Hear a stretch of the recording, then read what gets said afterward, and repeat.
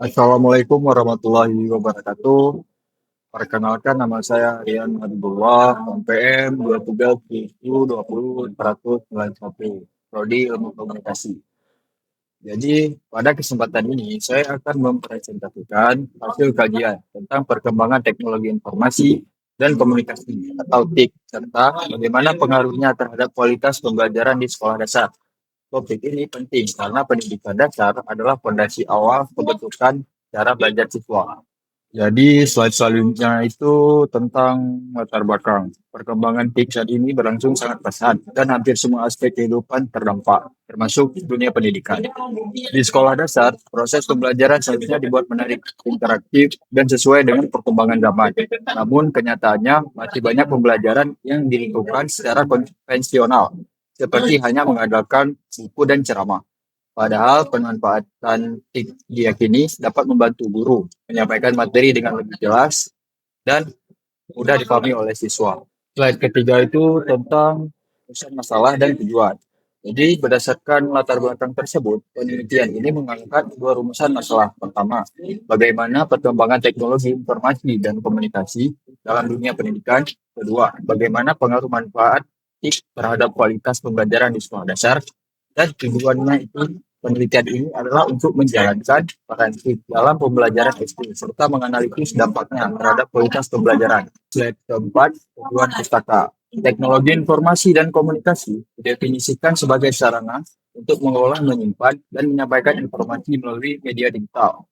Pembelajaran di sekolah dasar menuntut metode yang konkret, visual, dan menarik karena siswa merasa berada pada tahap berpikir operasional konkret. Kualitas pembelajaran dapat dilihat dari meningkatnya motivasi, keaktifan, dan pemahaman siswa. Dalam konteks ini, TIK berperan sebagai media pembelajaran untuk belajar serta alat bantu komunikasi antar guru dan siswa. Jadi pada slide kelima itu tentang metodologi penelitian. Penelitian ini menggunakan metode studi literatur atau kajian pustaka. Data diperoleh dari jurnal ilmiah, buku pendidikan, serta artikel yang relevan dengan TIK dan pembelajaran di sekolah dasar. Teknik analisis yang digunakan adalah analisis deskriptif, yaitu mengkaji dan membandingkan isi dari sebagian sumber literatur. Kelebihan metode ini adalah mampu memberikan gambaran konseptual dan melihat tren umum. Namun keterbatasannya tidak menggunakan data lapangan atau pengukuran kuantitatif. Slide selanjutnya itu slide ke-6, hasil atau temuan utama.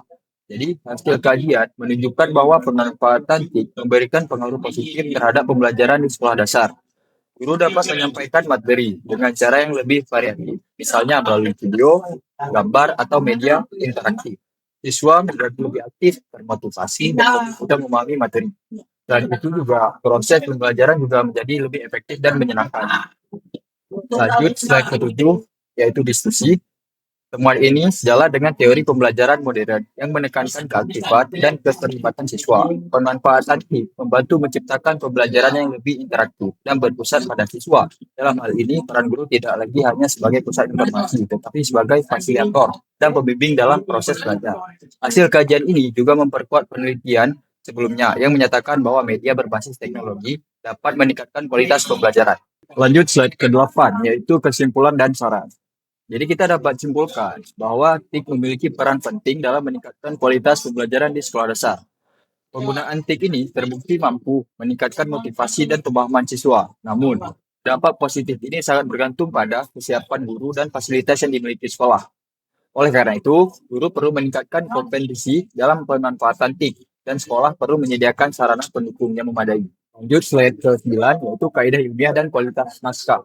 Artikel ini disusun secara sistematis dan logis melalui latar belakang hingga penarikan kesimpulan.